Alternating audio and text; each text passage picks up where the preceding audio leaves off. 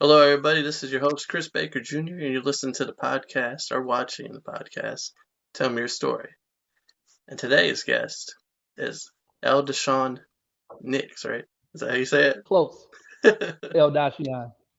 And we're gonna do like how we always do. We're gonna just jump right into this and talk about, where did it start for you? Childhood. Where'd you grow up at?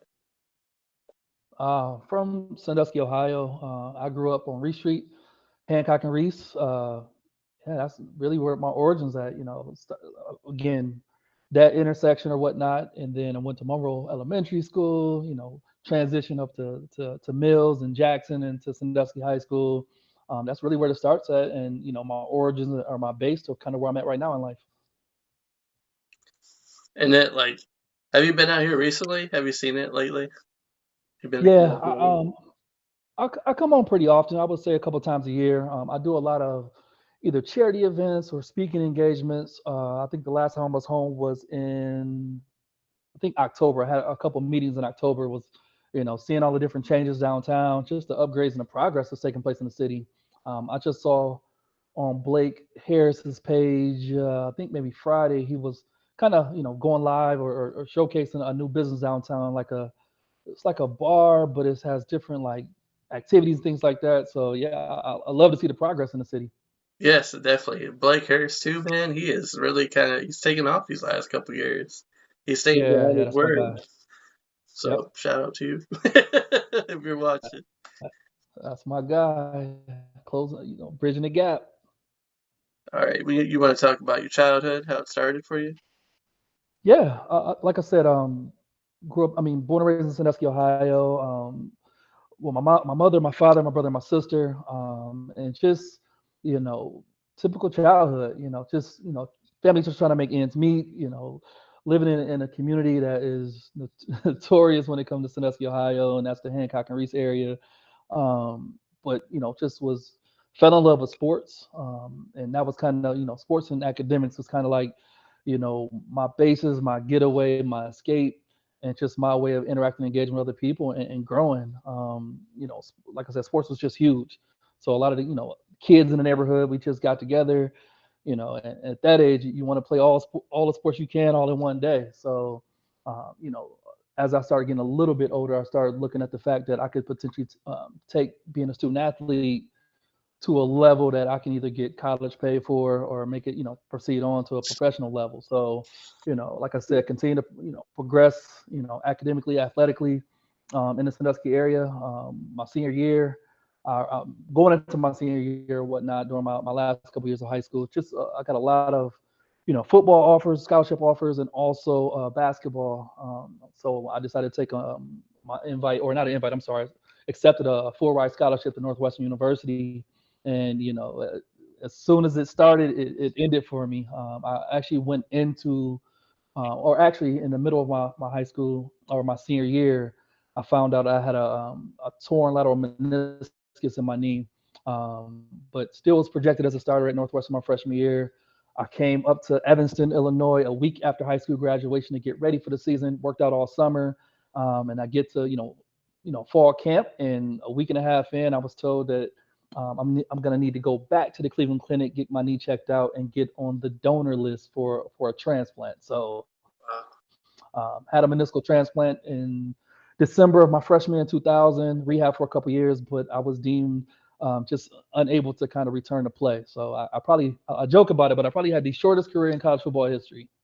I mean, really kind of like, you want to dig into that a little bit. Kind of explain how you were feeling. You were just on the peak pretty much. You're on the rise.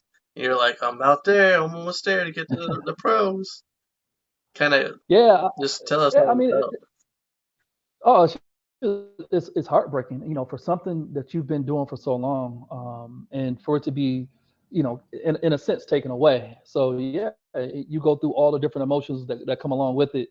And I think what made mine a little bit different, or I can't pinpoint one play, one move, one fall, one hit that like started the process. So for me to get to a point where like I'm having a transplant and I can't pinpoint when it started or how I could have prevented it, that just made it a little bit worse. And then, the stark transition or the opposite of being from Hancock and Reese, Sandusky, Ohio, and Hayes Avenue to going to a prestigious school like Northwestern. I mean, it was a complete culture shock. So, one thing about athletics, you kind of, being an athlete, it kind of puts a shield around you where it helps you, create conversations or have conversations with people, to be in different circles and to transition to a school like Northwestern and not have that, that extra, support, or I wouldn't say support, but that extra, you know, piece to the puzzle of being an athlete was definitely was tough. And, that pressure of, you know, hopefully getting to the point of being in a position that I can take care of my family, give back to the community, that was always lingering in the back of my mind as well. That, this injury is not just going to affect me, but it's going to affect, my family, my friends, and all the people in, just the communities that I want to support. Now, was that like your goal at first? Was that your plan like for your career, or did you have something in the I guess like a backup plan just in case? No, so and that's what's kind of funny about my story is, I figured out at a younger age that, at some point your athletic career is going to end. So at a younger age, I just figured out that I'm going to use athletics and being a student athlete as best I can to get to where I want to go. And my ultimate goal in life is, I just want to be a career person who connects people to resources and help impact, communities like the one I grew up in. So and it kind of started from Sandusky. I would say second and third grade, I would go to the high school basketball and football games, and the guys that I would see, like I idolized them, and um, I wanted to be just like them. And my thought was, oh, athletics is going to be the ticket to get me out of my community, and blah blah blah. But fast forward, some of those guys that I was idolizing, you know, they were going through their own life situations where they wasn't making the best choices, and going the complete opposite of what I thought athletics can take you. So I figured out that education was going to be the tool or the key that's going to help me get to where I want to go. So I unofficially started this career in the fifth grade, where I started a reading program at my elementary school for students who, well, for one, if it was too cold, snowy, or rainy to go outside for recess, you can come into the library and read. Or if you just, socially awkward or just shy and you don't want to go outside for recess, you can come in and read. And I was just hustling teachers, I need a pen and some markers or highlighters that I can give away. You read 10, 20 books. So that unofficially got me into the career that I'm in now, or started the foundation. So my backup plan was really athletics. My primary thing in life was to be in a position to help the demographics that, or the communities like the one I came from. So I look at my injury as a shortcut to what I was going to do. I've been in the nonprofit sector here in Chicago since '04, and again, working with the same demographic of people who come from communities or households that are either facing social or economic barriers. So from time to time, do you just kind of wish you do you ever had like a setback where you're like, man, I wish I could have kept going with my, kept playing in the athletic field, Oh, or oh, most definitely. I mean, any athlete who's ever played, at some point it's going to end. You always reminisce about your high school or college days, or you just wish you had that opportunity. So I think that's valid for anyone. But for me, of course, like I said, for it to happen that way, where I didn't even get an opportunity to really get started at the college level. So I'm always thinking back to, man, if I would have done this differently, or worked out this when I was younger, something like that. And then so many guys that I played with or against, at the high school level, who made it to the college level or played professionally. It's just thinking like, man, I could be out there as well. And then of course the financial status of guys who make it to the league, or any professional athlete, of being able to have, my thought was to have more resources to be able to do the work that I'm doing. So I would definitely love one of those NFL checks to, do the work that I'm doing now. don't we all? Don't we all? Exactly. Now, would you say Northwestern like prepared you for where you're at now in life, or Yeah, I would definitely say so. Some of the biggest, brightest people in the world when it comes to not just even just your professors, but just the student body. I mean, some of the people that I went to school with, who of course are alums now, who are owning their own companies, entrepreneurs, are doing really really well in life. I would definitely say the academics and like my degree plays a direct correlation to the work that I do now, but also just the being on campus, interacting and socializing and networking, I think both the social aspects of the university and also the academics have definitely played a direct and indirect role into the work that I'm doing. And I would take it a step further than that is not just what I've learned at Northwestern, but all the lessons and tools and knowledge I learned just growing up in Sandusky. Hmm. And just explain, just tell like people how the culture shock was from being from Sandusky and then going to Man. Northwestern. Just talk about that for a Yeah. minute. I mean, it's just it's a complete opposite. I mean, from the educational levels or whatnot, just to the overall demographic of the university or Evanston versus Sandusky, Ohio. So leaving Hancock and Reese or Hayes Ave, where all my guys were just hang out and play basketball at JC Park, to going to. I actually remember when the week after high school graduation when I came up here and literally getting off the exit and I was seeing like Bloomingdale's and all these really high end stores, and I was like, I felt like I was just in a whole different space. And I remember my maybe first or second week, me and my roommate, we were just sitting in our dorm and we were just like looking out the window, and literally for like 15 minutes straight, all the cars were Lexus, Benz. It was like all high end cars, and it was just like the difference of if I see those type of cars in my community or communities like mine that I grew up in, the way that most people, obtain those cars are a little bit different than some of the people that I saw driving in Evanston, Illinois. So it's definitely a difference. So I think those are the biggest two, and just the difference with the annual income of Evanston and Northwestern students and their families or whatnot compared to my hometown. It was definitely a difference. So when you came back to Sandusky, did you feel different in a way, or were you kind of like, Well, yes and no. I would say, yes, because well, yes and no. I would say yes because you almost got to get out the mode of grinding academically at Northwestern versus just to hanging out with my friends. Um, but at the same time, I've been playing sports and traveling, from being fourth and fifth grade through high school. So being able to kind of interact and engage with different people in different settings, different social economic, tax brackets and things like that, I've kind of always had that in some way, and I think a lot of that was due to academics and athletics. so have you traveled a lot? You say that again? Have you traveled a lot? Have Yeah, you been yeah. to a lot of I mean, places? that's one of the things my wife and I we do now is like, you know, our biggest thing is we just love like being able to, I mean, just see the world, create experiences and just seeing different things. So that's really one of our biggest hobbies now is just traveling and, being able to get out. Uh, Growing up in Sandusky, literally my boundaries that I knew before I started traveling for sports was Lake Erie to the north, Bogart Road to the south, Venice Heights to the west, and Bayshore to the east. Like that's all I knew. So to be able to start traveling with sports and getting to other areas out of Ohio through middle school and high school sports, and then being able to come to Chicago or the Evanston area, and now that I'm of adult age and being able to travel, being able to see the world. Like my wife and I, we just went to Africa, Tanzania in November, and we were there for like 2 weeks, and we was in the Serengeti and things like that. So as a kid, I couldn't even fathom the thought of being able to do that, or even having a passport at that time. Hold on, let's tap into that for a minute. Let's talk about culture shock. Let's kind of talk about that for a bit. Being just in Africa, how it was like just from living here in the States to going over there and just really just seeing it all.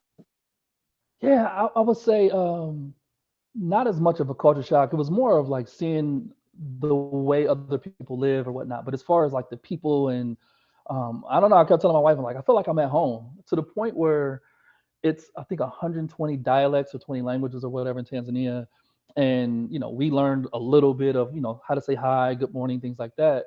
And one of our tour guides, um, it was a group of people walking past us, and we said hello, and the language or whatnot.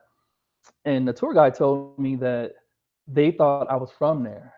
So the way they responded was in their dialect, not just not Swahili. So it was, yeah, I literally felt like I was at home. And, but like I said, the culture shock of, the different tribes and the way they live, and living off the land and the animals. Like that's definitely a difference.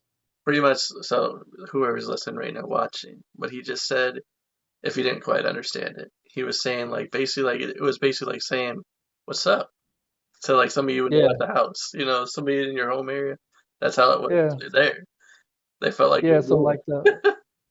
the universal language. So like I said, I think it's 120 different dialects and 20 different languages, but Swahili is the one that everyone knows, no matter what part of Tanzania you're in. So if tribes speak to each other in their own dialect because they know it, Swahili is the one that's universal. But when I spoke in Swahili, their response was in their dialect as if I was part of their tribe, or they knew I was from, or assumed that I was from there. So yeah, I mean, that was just, it was just fun, again, seeing how other people live, different culture, and being embraced by someone from a whole different continent. Like we had an absolute blast. And then, you know, in the United States, or just walking in your neighborhood, you see dogs and cats, maybe see a coyote, but I mean, we saw everything: rhinos, lions, hippos, and they were in. It wasn't in a zoo, wasn't in a circus. We're actually in their habitat and environment. So that was absolutely amazing.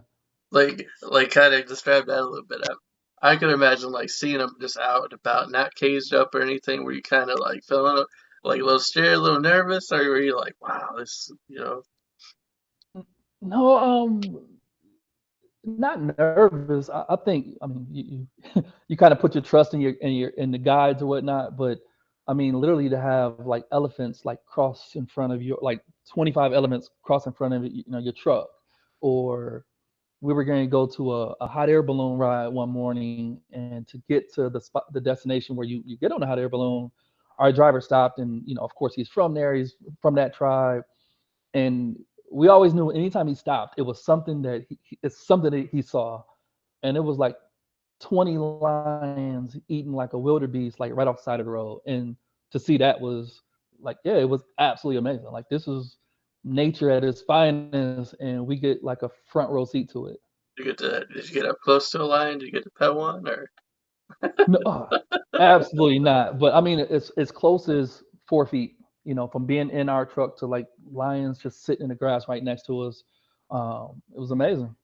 No. What about the elephant? Did you get to ride one? Did you get to jump on the back Nah. and go for a So ride? that's what I'm saying. It's a little bit different. Like you go to the circus, or you go to like I mean, carnivals and things like that, where you can kind of ride, but that's a whole different environment. I'm like, these were in the wild in the Serengeti, where you can't ride them, or you can, but it may be your last ride. It would be a good outcome for you, really.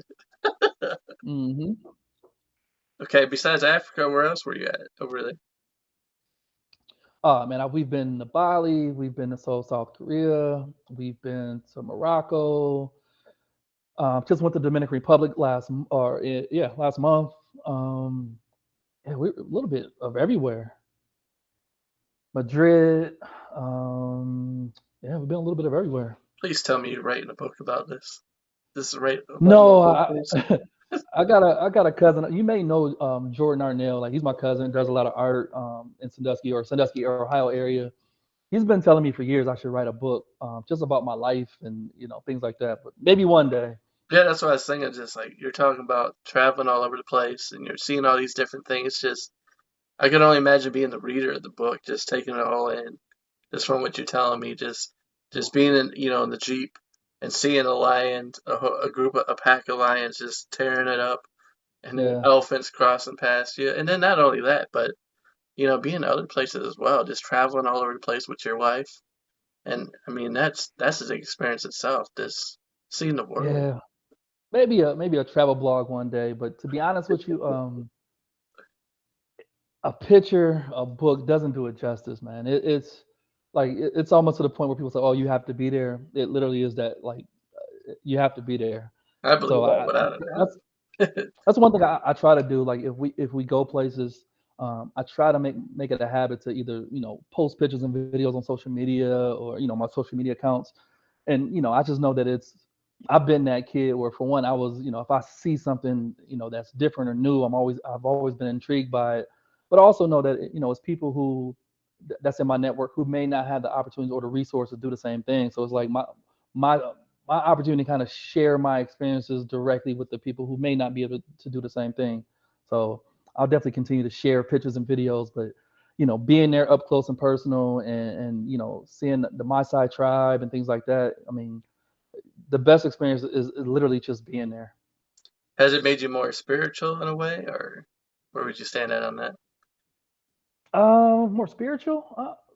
I wouldn't say more spiritual. Just for one, I would say more appreciative of just life and resources and opportunities.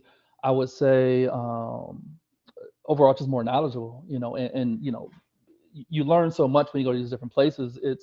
And also just more patience. I've always been like, oh man, like I don't know all the languages, and I think early on when we were traveling, like I would try to go places that spoke English as the primary language, or it was easier, and that's not always the case. So taking a step back and embracing their culture and their language and things like that versus being a little bit selfish. So I would say I wouldn't say more spiritual, just more aware, more appreciative, more knowledgeable, and just yeah, I would say those are probably be the biggest things. Where would you say were your favorite places been so far?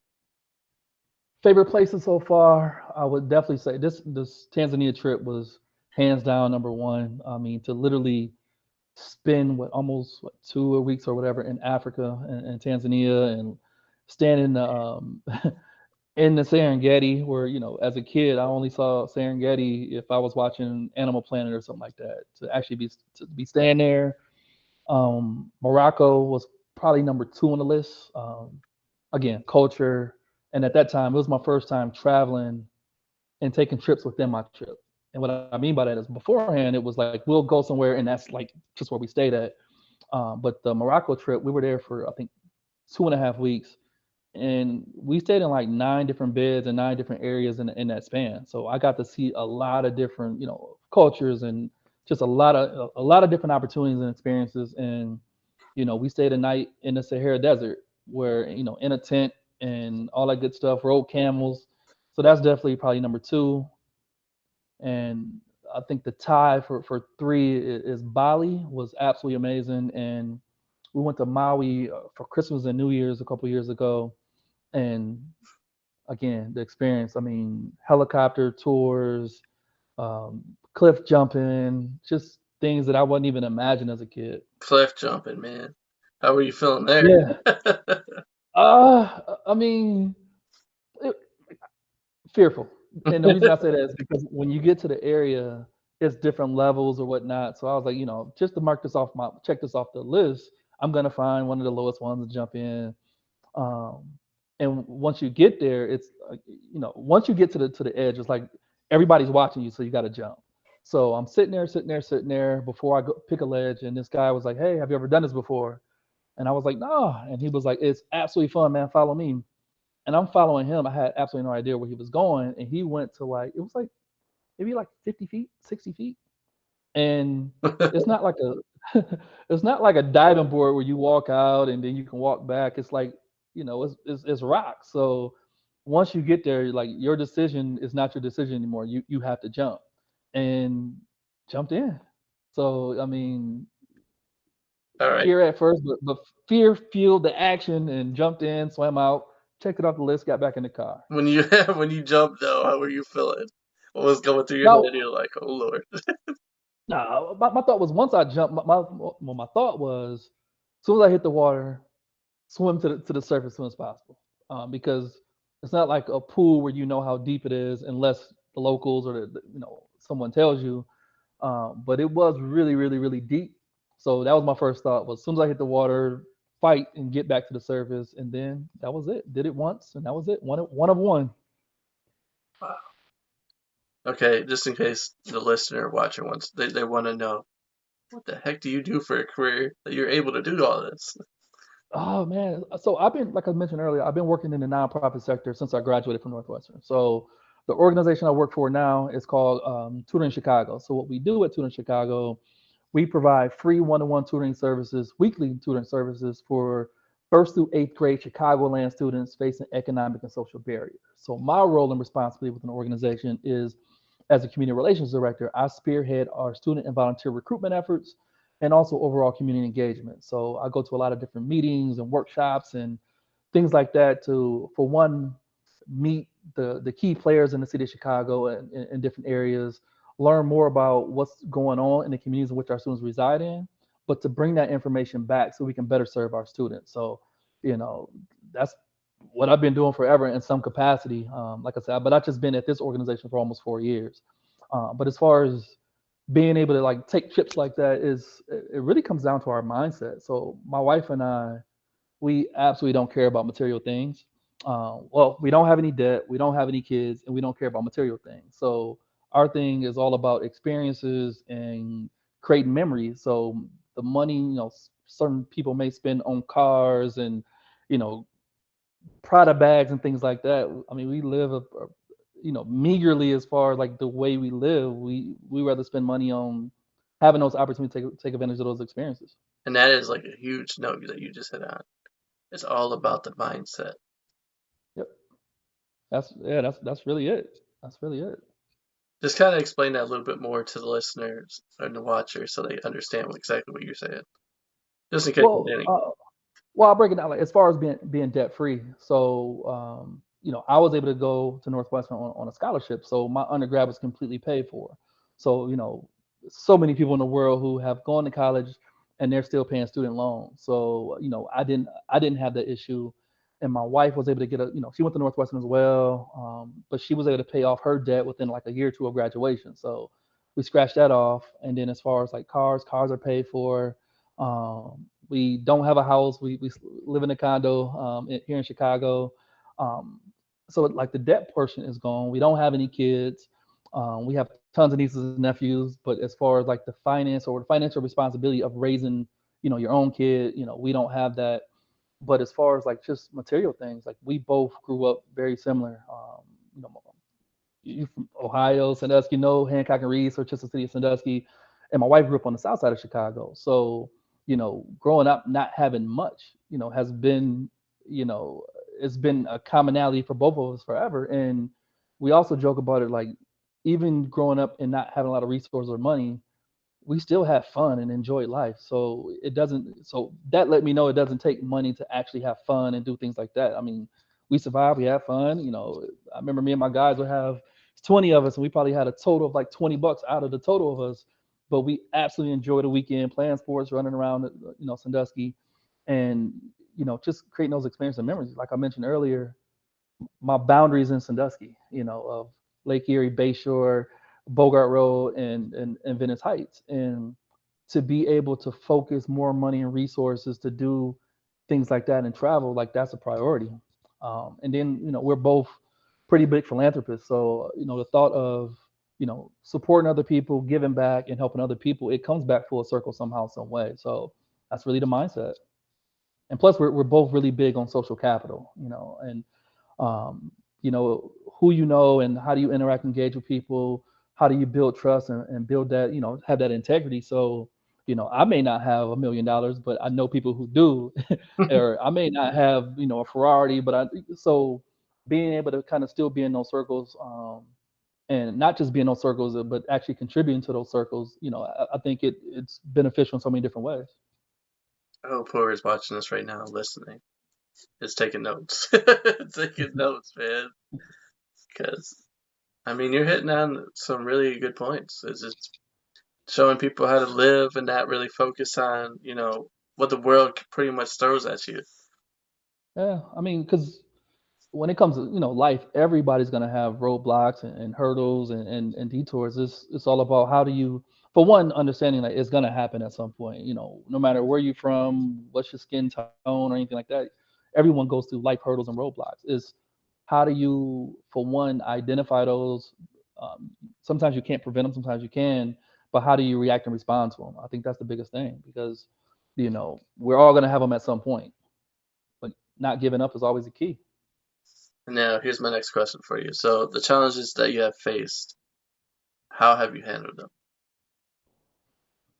I was just working hard. I mean, keeping it's this song by Lil Wayne where he's just talking about driving, keep going. Like up, you get a flat tire, keep going. You hit a pothole, keep going. And it's like I look at those roadblocks or just those tough issues or things that come up as their life lessons and their learning opportunities. How do I use that? So try to switch a negative situation or a life situation into either a positive or a learning opportunity. So how can this happen for a reason? And whatever that reason is, how can I use it and grow from it? So I think those has been the biggest things. And you know, utilizing your network, that's always, or your support network or your network, and just keep going. Having that mentality that, you know, everybody, I mean, every day can't be great, but it's just one day. So how do you keep going? What would you say is like the biggest challenge you ever faced that you didn't think you were gonna Uh, make it through it? I would say my biggest challenge is probably my knee situation. I think up until that point, you go through life situations, you broke up with a girlfriend or something like that. But as far as real life altering situations, that was the first really big one. And you know, again, like I said, I came here a week after high school graduation, not even a week. I graduated on a Sunday and was here that next Saturday. And being 18 years old, out on my own. I think when I came here, of course, I knew coaches through recruiting or whatnot. But the only other two people I knew in the city of Chicago as a whole was my aunt and my uncle. So to like transition to a whole new city, not knowing anyone, to a prestigious university that, I know the people that went there had more money than me, went to better schools than me, and came from better neighborhoods than me, and to like not have the one thing or one of the things that have been a staple in my life, like that was probably the toughest thing. And to go from that, and how do you adjust, not even just mentally but physically as well. Like I said, I went, transplant to rehab, and just trying to get back on the field, and getting that message from the doctor that you can't play anymore, it's over, versus, hey, you have an Orlando Pace career, you retire, you're in the Hall of Fame, and it's over, versus literally having, the doctor say, we can't release you to play anymore. So like, that was probably definitely the biggest one. And that moment plays a role in almost everything that I do now, whether it's personally or professionally. That's awesome though, man. I mean, you kind of you really were kind of you didn't really say it, but you like when it happened to you, you capitalized on it right away instead of Yeah, I just instead of being I like, didn't have oh, a choice though. Yeah, I mean, my thought process at the time was, what are my options? Do I go back home? Like I know what's going on at home and the likelihood of, the pros and cons of going back home, or do I continue to stay at this university? So those are my options. And I think another thing that kind of helped me get through it, I mean, from the athletic standpoint, is I made Northwestern academics my sport. So again, my thought was they come from better schools, they probably had better ACT, SAT scores and better resources. But one thing that I figured out was, or my thought process was, they can't outwork me. So my tests and exams, finals and things like that literally became my sport, where studying for tests was like practice, exams, finals was like the game, and then graduating from Northwestern University was like my Super Bowl. So me having a competitive mind, competitive spirit, and being able to switch that from physically being able to perform versus mentally and academically, that was my way of, coping with something like that. and you always had that fire in you that you just after that ended, you were like, okay, I'm gonna take this challenge. I'm gonna Yeah. jump onto this, and then I mean, you almost have to. You got to you got to put in different components and compartments, and you got to keep moving on. You can't harp on one thing, because if I would have been down in the dumps and let it get to me for months and months, I mean, I could have lost my scholarship. I could have been back home. I could have been getting in trouble, or using that, that as negative fuel versus positive fuel. and thank God it didn't happen because who knows where would you be? You wouldn't be traveling the world. You wouldn't be who Nah, knows, you know? not at all. But also, like, going back to when I was a kid, I just wanted to help people. So whether it was through athletics or through what I'm doing now, like I knew that was going to be my end goal of, how do I connect people to resources and how do I make a living off of it. So again, that was really plan A versus athletics being plan B. So like having a strong support network, and just want to make my mom proud. Like those are the things that drove me or continue to drive me in everything that I do. Meant to that. What was like? Okay, but since we're kind of we're almost out of it now, and I know a lot of people don't want to talk about it, but since we're there, how did you guys handle COVID with your job? Also, actually, next week, 2 years from today, we our organization for 54 plus years, we've been completely in person. So all of our students and our volunteers meet at one of our 4 sites on a weekly basis. Um, and literally like in about 3 weeks we transitioned everything to completely virtual. So out of our 900 plus students, we had about 750 who continued on with us from that March to the end of the year and over the summer. Same thing with our volunteers. We got out maybe 300 350 to 400 chromebooks to families. So last year we were completely digital. So as far as staff go, we were out of the office all working remote, and then we were able to transition and get resources out in the form of Chromebooks, headsets, hotspots, and helping out with internet access. And we went completely digital last year. As things continue to progress, for this year, we were able to open up 2 of our sites again to go back in person, and we still have a digital component. So like that's how we've been functioning. And today is the first day that Chicago is back to being no mask or if you go to like restaurants and gyms and things like that, they will ask for your vaccination card. So today's the first day that we don't have to follow that mandate anymore. So that may transition to us going back in person full time. But with tutoring, and you never know, things can go back to we can go back, relapse or whatnot. So we're always going to have a virtual component of our organization. You guys like have a plan just in case that does happen, or Yeah, yeah. So again, we know we're in the process now, maybe potentially open up another site, but again, we're always going to have some digital components to our organization. what was the challenges that you guys faced during that period?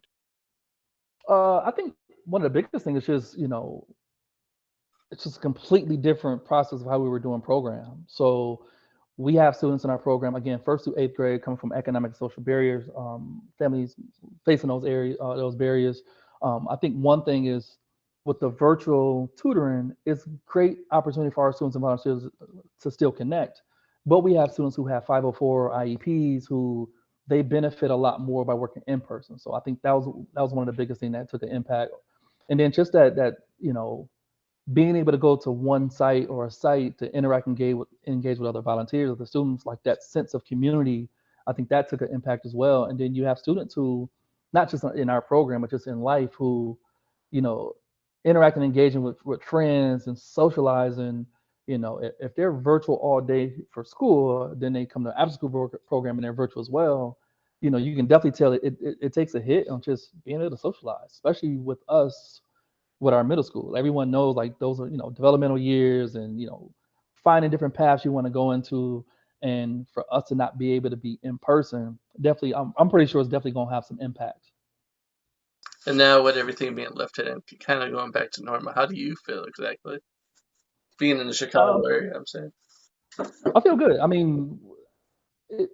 think it does provide an opportunity for you to like move or navigate a little bit more, but we never really stopped. Of course, we vaccinated, we wash our hands, hand sanitizer, and things like that. But we were still going to restaurants and still enjoying the city. I think now that it provides an opportunity for us to interact and engage with even more people now. So we would have people over to the house, but it was always like a smaller group. But now that things are lifted, people are vaccinated, got their boosters.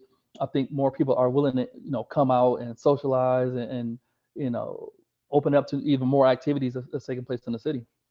I'm just thinking about it just now, like when everything shut down. What was it like in Chicago?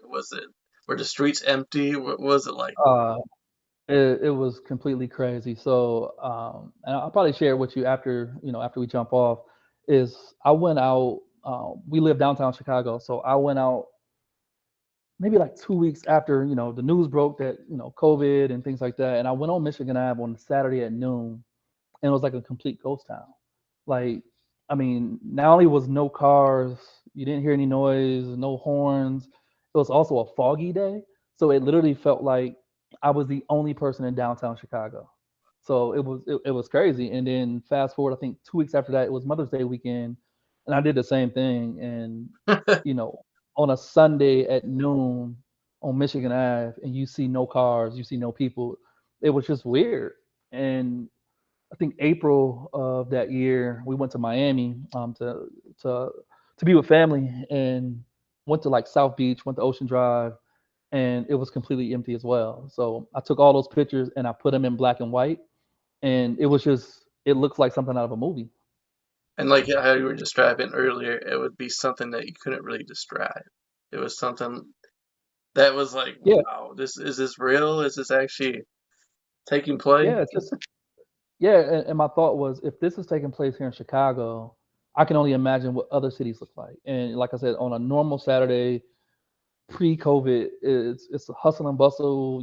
It's tourists and things like that. And to have literally, I was out there maybe an hour and a half and saw maybe 15 cars.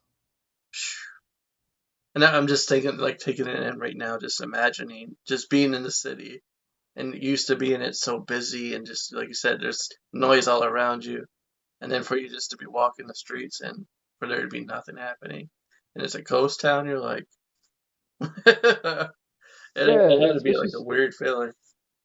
it's just a yeah, it's definitely a weird feeling. And then you get to like 6 p.m. and it feels like it's midnight because you don't hear cars, you don't hear anybody. And then even in the building that we lived in, I mean, we have a lot of like common areas like game room, event room, pool area, and you don't even really, for one, they close all the amenities off, so you don't get to go down there and see people. So it was almost, it's just me and my wife and TV, and that's it, Now, and everything else is virtual. I wanted to ask too, because what me and my wife did is when everything was shut down, we traveled. We just went everywhere. Took full advantage of it because everything was cheap, you know. So like, all right, we're gonna do this. Exactly. So we started going all over the place, and that's why, as I said, I always tell her like, this thing about it years from now when people talk about this, and they ask like, how do you guys handle that situation? I'm like, it didn't slow us down one bit. Yeah, we did the exact same thing. I think what was it, that Friday, March 13th or whatever it was, said to the world that the world shutting down. Like that Saturday, I found like a round trip. It was like I was out grilling at like 7 in the morning, and I was like, I'm gonna just check on some flights, and I found a round trip flight to Atlanta that day for like $32. Yeah, So what my wife and I did is because flights were so cheap, and they were lifting like the fees if you change flights and things like that. We just booked flights, and we would just like look at different places to go to. We'll book a flight, and if it comes to that week and we can travel, we'll go. If it comes to that week and we couldn't do it anymore, we'll just push it back to another time. So we did the exact same thing. You get on a flight and it's like 7 people on there, and it's $50. yeah, that's what I was like loving about the whole shutdown and everything. I was like, dude, I'm about to take advantage of this. I did it the second day. See you later. The thing I loved the most though was the low gas prices, man. It Yeah, was the gas was cheap. You could fill it up with just like $10. Like, yeah, yeah, and it was cheap, but it was like I don't have any destinations to drive to. So we definitely filled up, but I was like, yeah, we didn't really drive that much. But as far as traveling go, of course we you know, wash our hands, hand sanitizer, mask. But yeah, we were definitely traveling and taking advantage, especially the fact that you can work virtual. So what we did is we just took our laptop. So we went to Miami for a week or two. We'll just go to different places and just work from somewhere else. would you say that's where it started for you guys? You were like, we could make a thing out of this. You talking about traveling during the pandemic? Yeah, Yeah, was that where it our, started our for thought you was, yeah, our thought was, for us to be able to like travel almost anywhere in the world and actually, enjoy it, like for a long period of time, it was like we probably won't be able to do that till we retire. So our thought was this is probably the most ideal time for us to be able to travel anywhere and just work from anywhere. So yeah, we're just going to different places and take our laptop, stay a week, stay a couple of days, come back home, and that was it. What was it like coming back though? You're like, oh, no, what's next? Uh, that's exactly what it was. Like we'll come back if we had like meetings or anything like that we had to be back or something that bound us to Chicago, and then we'll go somewhere else. Yeah, that was cool. All right, what else should I ask you? I feel like I pretty much covered everything. Yeah, I'm open book. Whatever you got for me. Oh, okay, let's kind of go back. if somebody was, an athlete's going through the same thing right now, dealing with the same problem, and is just this broken-hearted man, knowing that their career is over, what is your advice to them? That's a great time question. We literally just had a workshop. Northwestern, I think, from my understanding, is the only university in the country that has a mentoring program for current players that matches current players with former players. And yesterday was one of our workshops, and it was all about identity and mental health. And the two speakers, that's exactly the question that they got. And I would say I would mimic what they said is one, take advantage of your support network, whether it's a coach, a counselor, therapist, parents. Take advantage of your support network. Um, find things that you enjoy. So if you can't play sports but you enjoy watching certain shows or you like art, there's so many other positive outlets that a person can take advantage of. And also that it's not the end of the world. It's not. And realizing that at some point it's going to end anyway. And just starting to take those steps to taking those steps a lot sooner than you expected, but just following through with the plan. I think any athlete who's ever played a sport has always heard you got to have a plan B. So whether you put it on the forefront, you talked about it, you wrote it down, you've heard it at some point. So this is really just you know, take a day to grieve or whatever you got to do, and then just continue to, get back to work. What about the guy that doesn't have a plan B? What's your advice to him then? A person who doesn't have a plan B, I think that's where you got to really utilize your network. So whether it's your mentors, whether it's a parent or guardian, whether it's your teammate, somebody to help you navigate, your plan, whether it's a plan B or just your overall life plan. Taking advantage of therapy if you need it. But yeah, those would be the moments that you utilize and take advantage of your assets that you have access to. Again, coaches, family and friends, things like that. Right. What's going on in your life right now?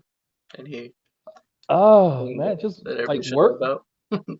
about? Work is work. I'm always looking for volunteers. So today is we ended our open enrollment for this program year. So if people are interested in getting involved in volunteering, the fact that we have both in person for those in Chicago, but those who are digital and want to volunteer, is one day a week for 90 minutes. You can do it, those who are outside of Chicago and area, it's over Zoom, and we'll start enrollment in open enrollment in May. So that's definitely one.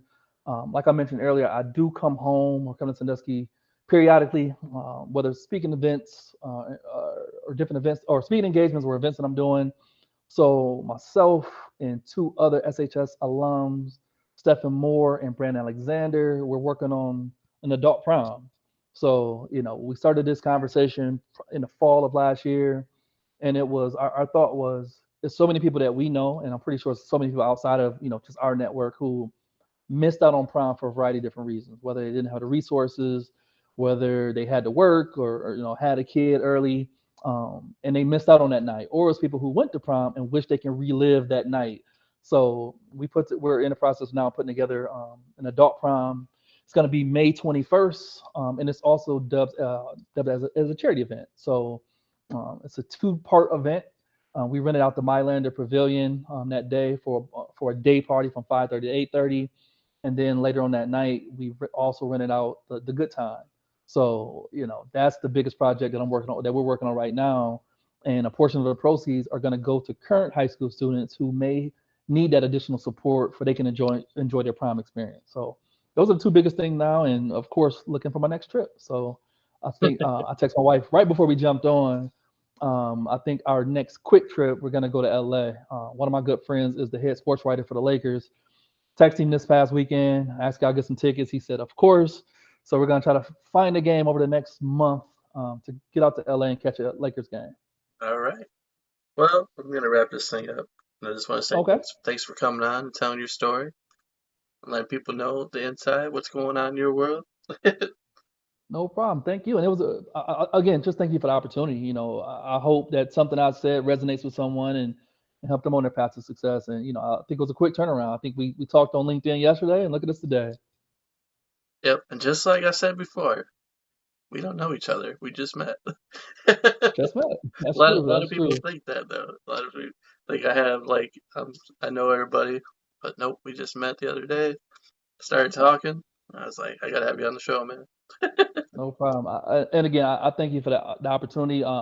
You know, thank you for putting this platform together. You know, that's one thing I've always been fascinated by is people's stories. You know, the good, the bad, the ugly. You know, the origins, the base, the foundation. So I definitely thank you for not only allowing me to be a part of the show today, but putting this platform together that allows other people to kind of tell their story and hopefully impact, motivate someone else in their story. So thank you.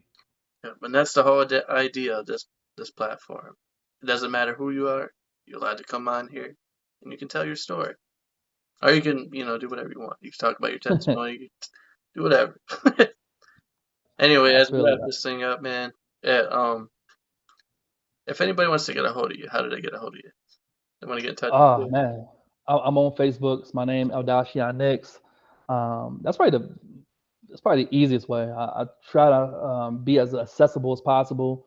Um, I've I've had the same cell phone number, a 419 number, for what 22 years now. But I think Facebook would probably be the easiest way to kind of interact with me or get in contact. All right. I just want to say thanks for watching. Thanks for listening. Tune in next time for our next story, and maybe it might be yours. All right. Thank you, sir. Enjoy your night. But anyway, peace Bye. out, everybody.